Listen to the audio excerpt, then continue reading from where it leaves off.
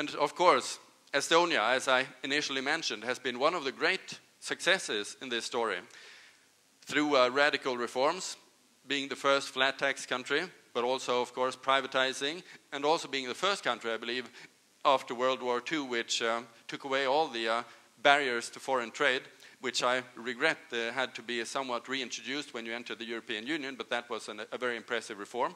And so, of course, many more things were done. And the success was there. I know in 1990, Estonian GDP was 30% of the European Union average, and now it's almost 70%. And that's, of course, that's a relative increase. And there was a study in Sweden showing that if these growth rates continue, Estonian GDP per capita will be passing the Swedish GDP per capita in just 10 years.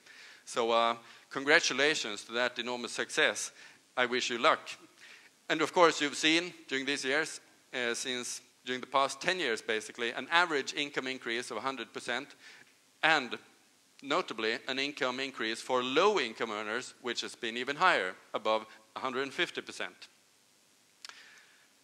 So, reforms have been possible. It has been possible to launch long-term, structural, free market reforms, and they have produced very good economic results, but also social results, because sometimes people say that, okay, we have good GDP rates, but what happens to the poor? What happens to the socially excluded? Well, they are normally the ones that benefit the most, because the unemployed will get the new jobs, and the low-income earners will get the really big income increases.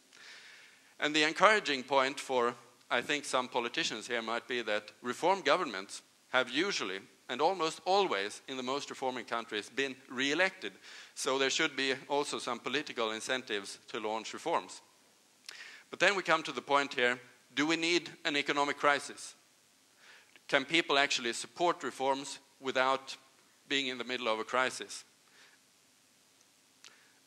Now we have a crisis, and who is back? Karl Marx. Sales of Karl Marx books are up by several 100% throughout Europe now during the financial crisis. I don't know if that's a sign in time, but I definitely think that there are lots of people throughout Europe who think that,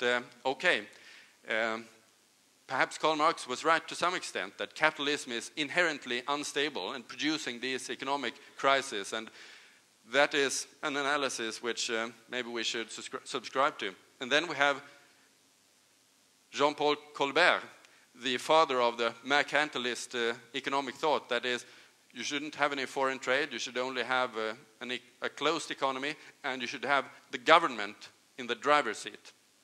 Government should be very interventionist in society, basically centrally planning the economy. That was his advice. So should we follow his advice? Were we wrong all the time saying that we should have economic freedom?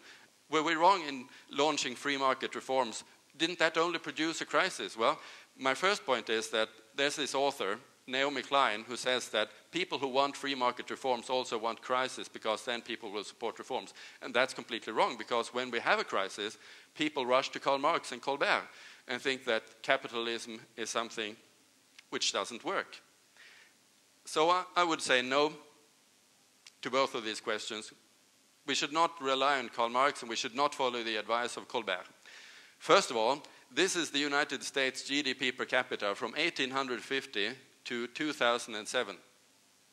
It has increased from below $2,000 per person and year to over $38,000 per person and year during this time.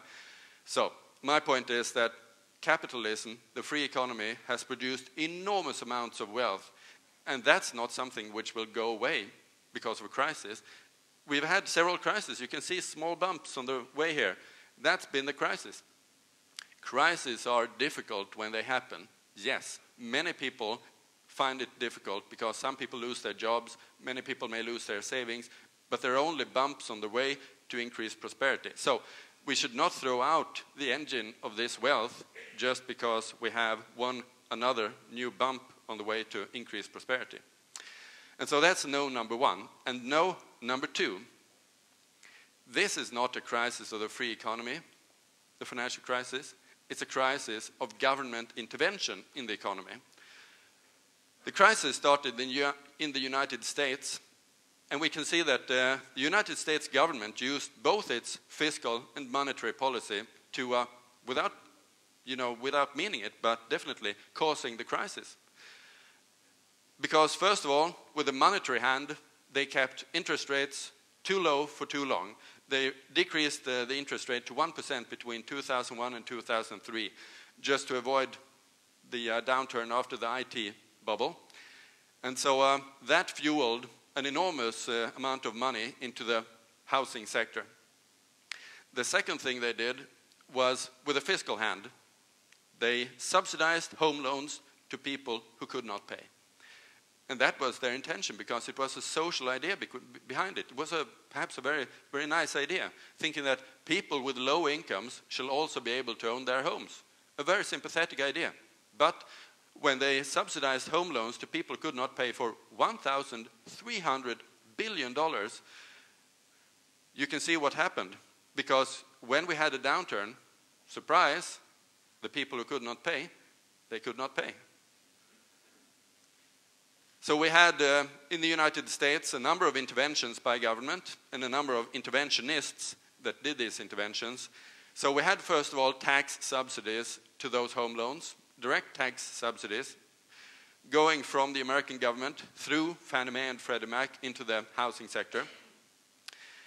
And we had federal laws, which I will be mentioning. We had regulations in the financial sector, and we had government ownership of financial institutions. All these interventions together created the core of the crisis. So the two big interventionists were, you know the nicknames, Fannie Mae and Freddie Mac, but maybe you didn't know the full real names, the Federal National Mortgage Association and the Federal Home Loan Mortgage Corporation. Two institutions founded by the American government. They were later on privatized, but they were still doing the government's job in promoting home loans for people who could not pay.